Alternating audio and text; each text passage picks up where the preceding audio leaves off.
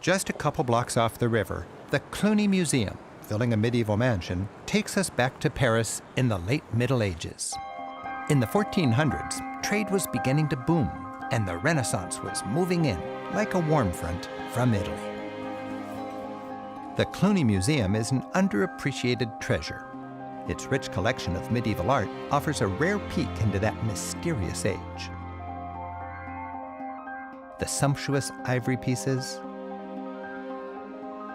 vibrant enamel work, and gorgeous sculptures reflect a surprisingly refined and far from dark society. Its centerpiece is a 15th century series of tapestries called The Lady and the Unicorn. In medieval lore, unicorns were solitary creatures that could only be tamed by a virgin. In secular society, they symbolized how a man was drawn to his lady love. In religion, the unicorn was a symbol of Christ.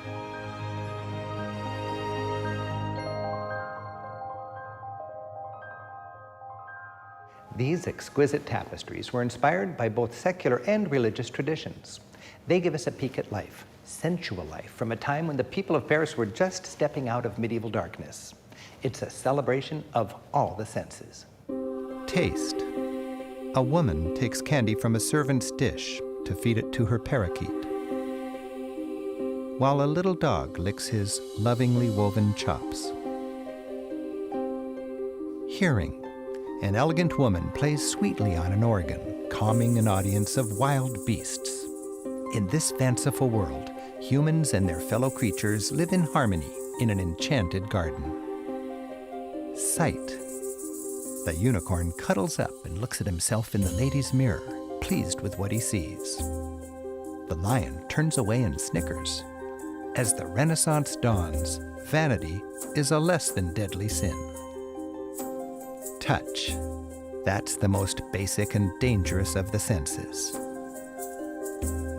Here, the lady strokes the unicorn's horn, and the lion looks out at us to be sure we get the double entendre. Medieval Europeans were celebrating the wonders of love and the pleasures of sex. The words on Our Lady's tent read, "To my soul desire." What is her only desire? Is it jewelry?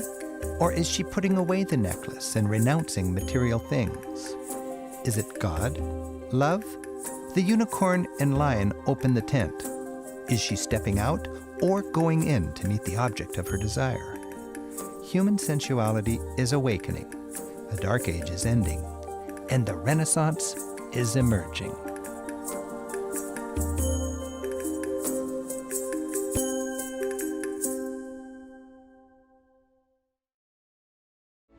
The Louvre's huge collection covers art history from ancient times to about 1850. It can be overwhelming. A key to enjoying your visit, don't even try to cover it all. Enjoy an excuse to return. Remember to look up for a sense of how long before it was a museum, this was Europe's ultimate palace and home of its mightiest kings.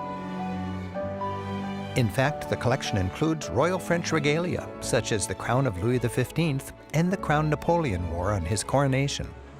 This museum is one of the world's oldest, opened to the public during the French Revolution in 1793. I guess it just makes sense. You behead the king, inherit his palace and a vast royal collection of art, open the doors, and voila, a people's museum. The statue of Winged Victory seems to declare that the Louvre's ancient collection is Europe's finest.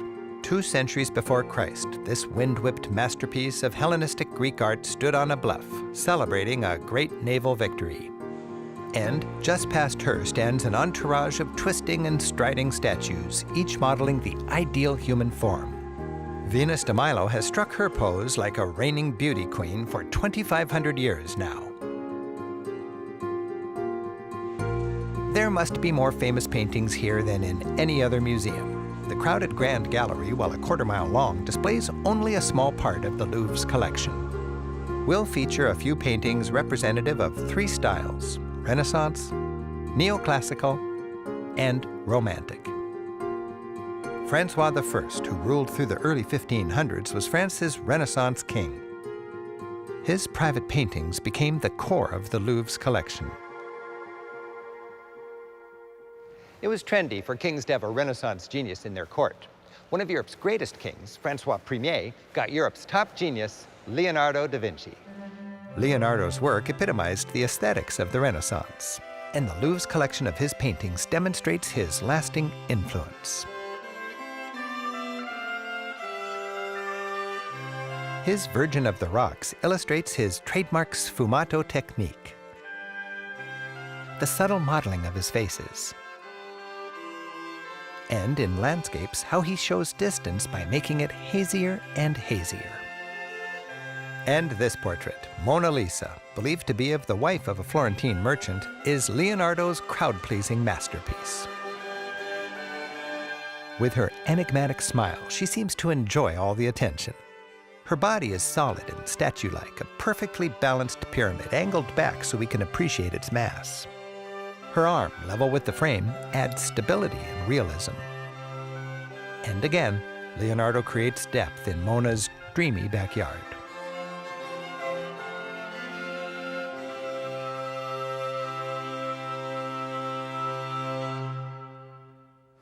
For me, this painting sums up the Renaissance. Balance, confidence, and humanism. The age when the common individual, Mona Lisa, becomes art-worthy. Like the museum, Napoleon was a product of the Revolution. One of the Louvre's largest canvases shows Europe's grandest coronation, Napoleon's. The Pope traveled from Rome to Paris to crown Napoleon. But Europe's most famous megalomaniac, crown confidently in hand, pretty much ran the coronation show himself. The Pope looks a little neglected. The French Revolution was all about ending kings. So Napoleon crowned himself emperor. The politically correct art style of the time was neoclassical. Napoleon would approve of everything in this room: Greek, Roman, heroic, or patriotic themes. Clean, simple, and logical. It's pure neoclassical. This Parisian woman, wearing ancient garb and a Pompeii hairdo, reclines on a Roman-style couch, perfectly in vogue.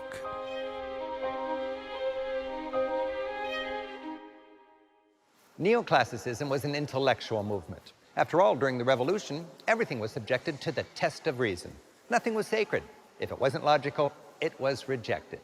The reaction to neoclassicism was a romantic movement, Romanticism. Romanticism meant putting feeling over intellect, passion over restrained judgment.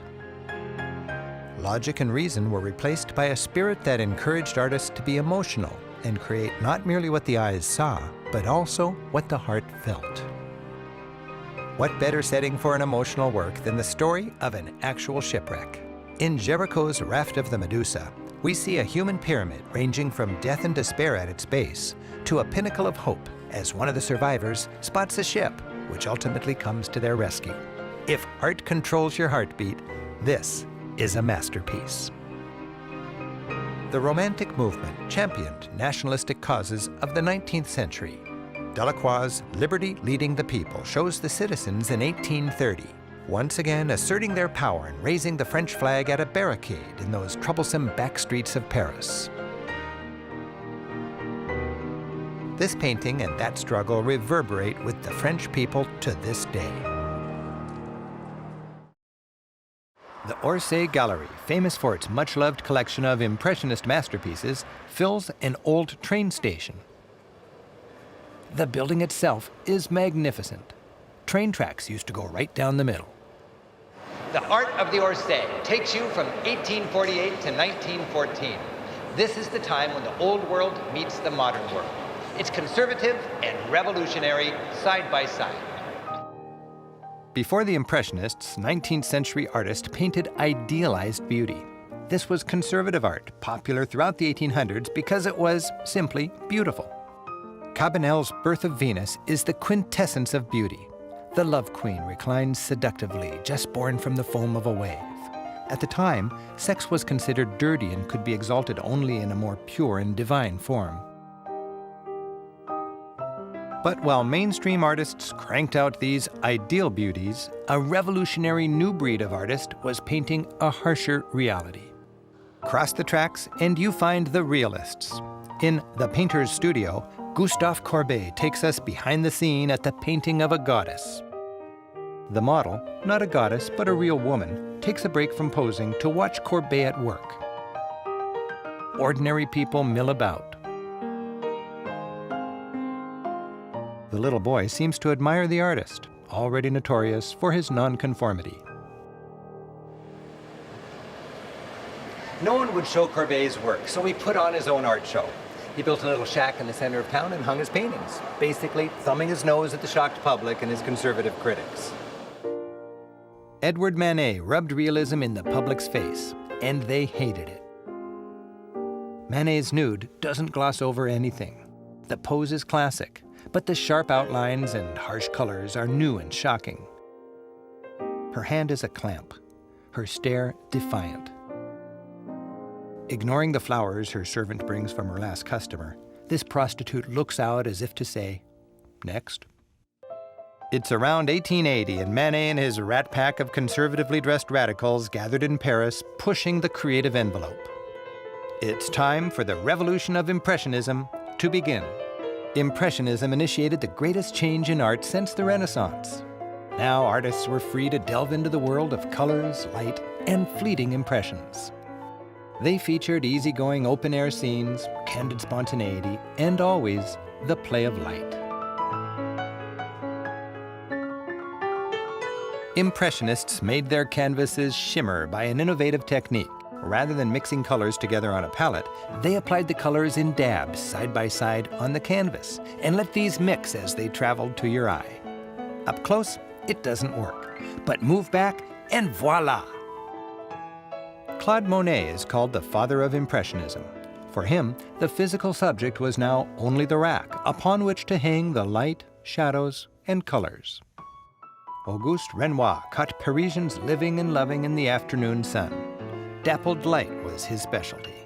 In this painting, you can almost feel the sun's warmth and smell the powder on the women's faces.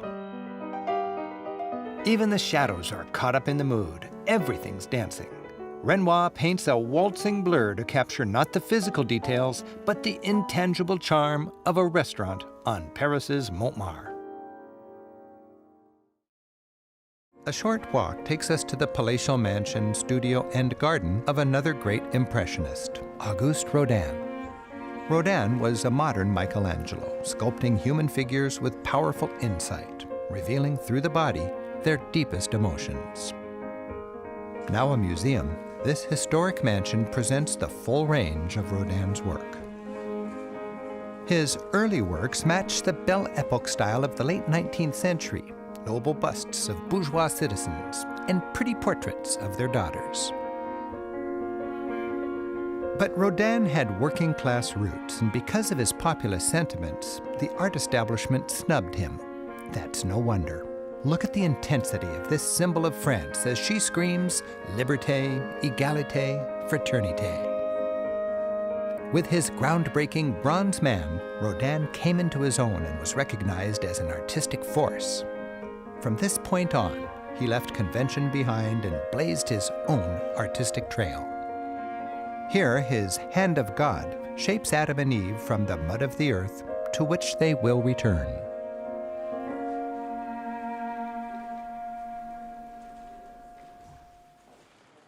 Unlike Michelangelo, who selected a piece of marble and then carved a single work of art, Rodin created models, which could then be reproduced and sold as authorized versions. In The Kiss, a passionate woman twines around a solid man for their first spontaneous kiss. We can almost read the emotions that led up to this meeting of the lips. The Kiss was the first Rodin work the public loved. Rodin enjoyed his garden, as do visitors today who find it a place for peaceful meditation a century after the artist last planted a statue here. He sculpted the famous thinker in 1906. Leaning slightly forward, tense and compact, every muscle working toward producing that one great thought, man contemplates his fate. Said Rodin, "It is a statue of myself." While the Orangerie no longer contains plants, today it's filled with a garden of Impressionist and early 20th century paintings. Select works by Renoir, Cézanne, Gauguin, and others.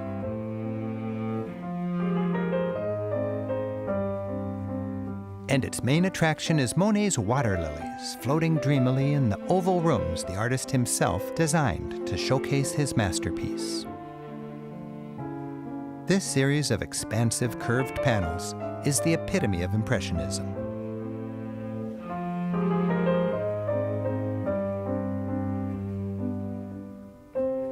It immerses you in Monet's garden at Giverny, his home and studio outside of Paris.